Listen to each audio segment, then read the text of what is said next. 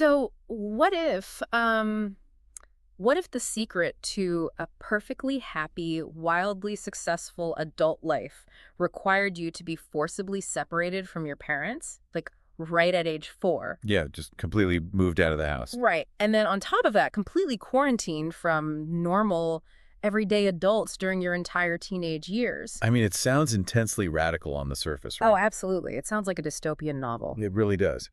But when you dive into the mechanics of, why a society might actually enforce that kind of separation, you uncover this fascinating argument. Okay. Color me intrigued. Yeah, it's the idea that the traditional family structure and just the general anxieties of ordinary adults are actually the root causes of our unhappiness. Wow. Okay, so today for our deep dive, we are unpacking a text that attempts to basically engineer those root causes entirely out of existence. Right, exactly. It's this April 2022 document, and it's by an author named Xuefeng. It's titled The Panoramic Interpretation of an Ideal Life. Which is quite the title. It is. And what we have here is this highly detailed blueprint for a utopian timeline. I mean, it maps out human existence from the literal day you are born until your 120th birthday. It leaves absolutely nothing to chance. Right. So our mission today is to analyze how this timeline is structured, phase by phase, and really discover the specific modern crises this blueprint claims to solve. And I think it's important to set the stage here. Yeah. Because the text presents itself as this philosophical manifesto on the best way to live, right? Sure. But it actually functions entirely as a pragmatic, step-by-step roadmap for a collective society. Like a literal instruction manual. Exactly. The author is attempting to thread a really difficult needle here. He's mandating this intense, unyielding communal structure for the first 2 decades of life. Just totally locked down. Right, but strictly to build the psychological foundation required for a period of absolute, unbridled individual freedom in adulthood. Which is a wild paradox, right? To get total freedom later, you need total control now. That's the core argument, yeah. Yeah. So to understand how that foundation is built, we really have to look at the first philosophical theme of this text, which is the systematic eradication of the nuclear family. Yeah, they do not waste any time with that. No, they don't. So from birth to age 3, the text mandates that a child must be accompanied strictly by their mother. Exclusively the mother. Right. It describes this as the safest, warmest, and most comfortable life for an infant. Which, sounds fairly traditional at first glance. It does. That initial phase leans really heavily into basic biological attachment. Makes sense. But the moment that child turns 4, the blueprint completely severs that exclusive dynamic. Just cuts it off. Instantly. From ages 4 to 6, children are moved out of the home and into a collective life with friends of their exact same age. So they're no longer being raised by their parents at all. Not at all. Their primary guide becomes this figure the text calls a caring aunt. A caring aunt, okay. Yeah, and the entire focus during this specific window is just on games and entertainment. So it's basically like a highly organized, lifelong summer camp or boarding school that just starts when you're 4. That's a great way to picture it. But, okay, let's unpack this for a second. Why the immediate sharp pivot away from the mother? Like, what's the logic behind tossing 4-year-olds into pure collective living? Well, the author essentially views the isolated family unit as a liability to human development. A liability? Wow. Think about it. The biological lottery is arguably the most unfair aspect of human existence, right? Absolutely. You have zero control over whether you're born into a family with immense resources and great emotional intelligence. Or a family burdened by dysfunction and poverty. Exactly right. So if you leave a child solely in the hands of their biological parents, you risk passing down all that generational trauma or poor habits. Ah, I see. So by moving 4-year-olds into a collective governed by these caring aunts, the system just strips away all that variability. Precisely. They are institutionalizing play and care at age 4 so the society can standardize the baseline of human development. Every child gets the exact same calibrated environment. Nobody gets left behind because of bad parents. Right, which sets the perfect stage for the next escalation. Yeah, let's talk about that, because from ages 7 to 12, it steps up. The children begin eating, living, and going to school entirely as a cohort. A total collective at that point. Right. They start participating in labor to learn independent living, and the blueprint includes this very specific, kind of curious mandate for this phase. The teacher ratio. Yes. It says there must be more female teachers than male teachers. Why is that? Well, the mechanism there is really about bridging the gap between that early biological attachment we talked about and this new collective loyalty. Okay, how so? The society wants these children to be completely independent from their parents, right? Right. But they still require a nurturing maternal environment so they don't develop, you know, psychological trauma from the separation. So the high ratio of female teachers kind of maintains that caring aunt energy. Exactly. It keeps the warmth while firmly establishing the collective itself as the ultimate provider. Okay, so they've successfully standardized a child's line by age 12. They have. But, I mean, standardizing a preteen is relatively straightforward. The real question is, how does this rigid system handle the absolute unpredictable chaos of puberty? And the answer the text provides is, honestly, a strict physical quarantine. A quarantine! That is just wild. It really is. The phase from ages 13 to 18 is where the blueprint drastically diverges from anything resembling modern norms. Okay, break it down for me. What happens? Well, the teenagers continue their collective living, right? They study science, arts, puberty health.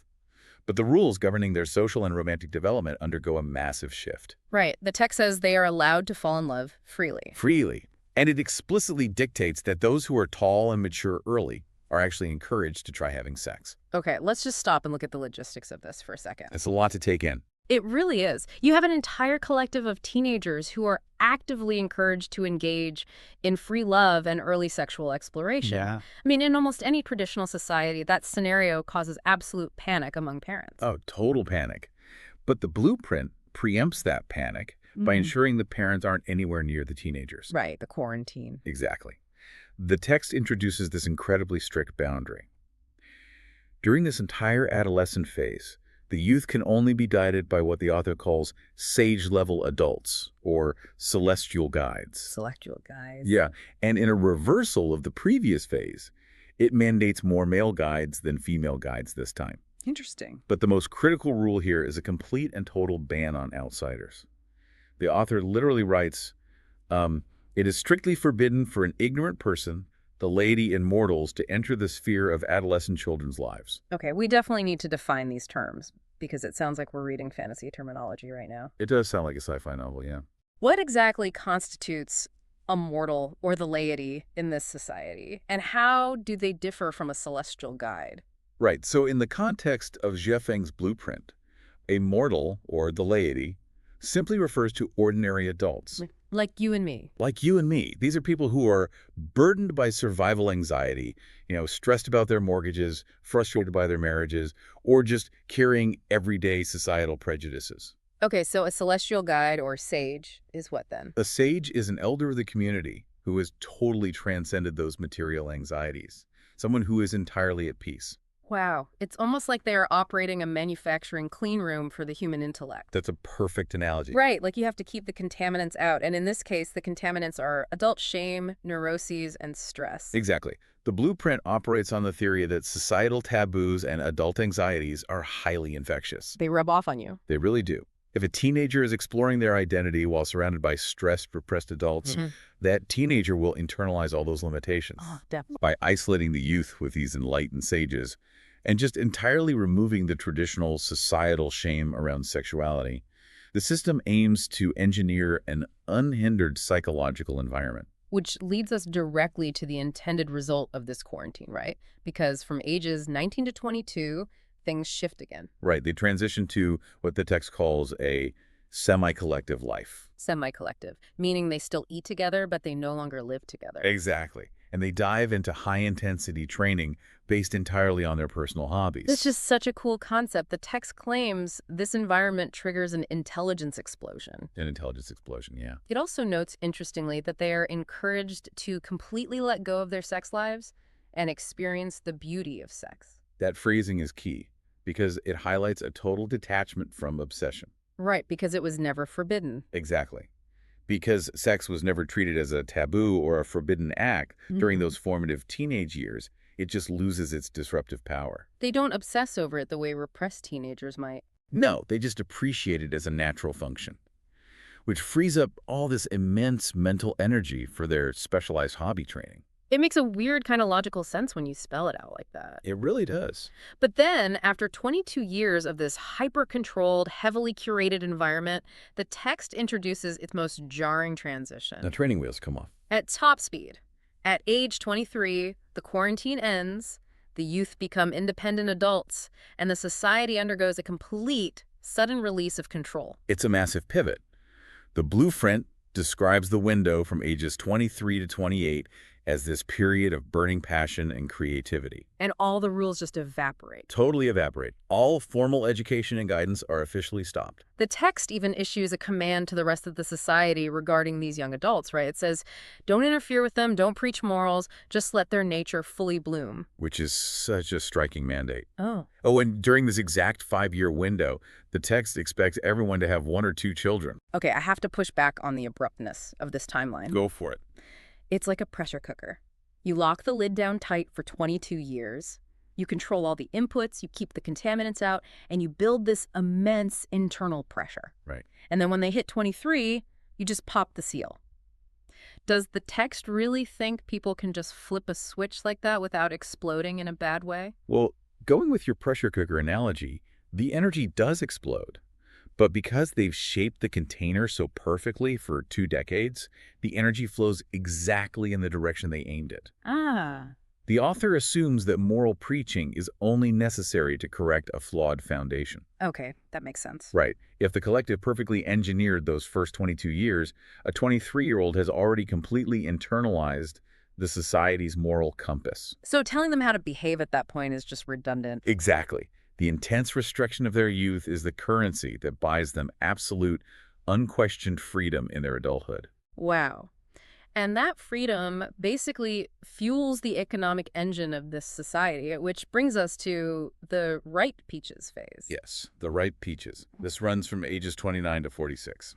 The ripe peaches represents the most vigorous, fruitful season of a person's life, according to the text. And with zero moral policing and their youth fully optimized, these adults are basically expected to maximize the creation of both material wealth and spiritual wealth. They are the demographic tasked with creating the ideal living environment for the entire collective. They're the powerhouse. They really are the economic powerhouse. But, human biology dictates that the pressure cooker eventually loses its steam, right? Right. The ripe peach drops from the tree. Exactly. As physical vigor naturally declines after age 46, the blueprint completely shifts its focus away from material productivity. Which leads us to our final philosophical theme here, the immense value of the non-working elder. I found this part deeply fascinating because from ages 47 to 60, adults enter this stage of transcendence. Yeah, they take the wealth of their life experience, everything they built and learned during the ripe peach phase, and they synthesize it into spiritual and soul wealth. They transition from being the primary laborers to being the new role models.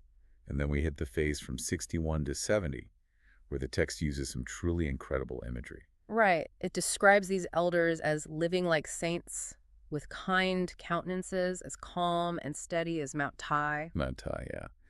But the phrase that really stands out to me is that they become the ballast stone in collective life. Ballast stone. I love that. It says they are loved by the kids, consulted by the young, and respected by the middle-aged. Can you explain the ballast stone concept a bit more for people who might not know the nautical term? Sure. So a ballast stone is this heavy material placed very low in the hull of a ship. Okay. It doesn't generate forward momentum. It doesn't make the ship go faster, but it provides the core stability that prevents the ship from capsizing in a storm. That is a beautiful metaphor. Isn't it? Especially because in modern, fast-paced economies, aging so often correlates with isolation. Right, because a person's value is usually tied directly to their material productivity. When they stop producing wealth, they just get pushed to the margins. Exactly. But this blueprint flips that entirely.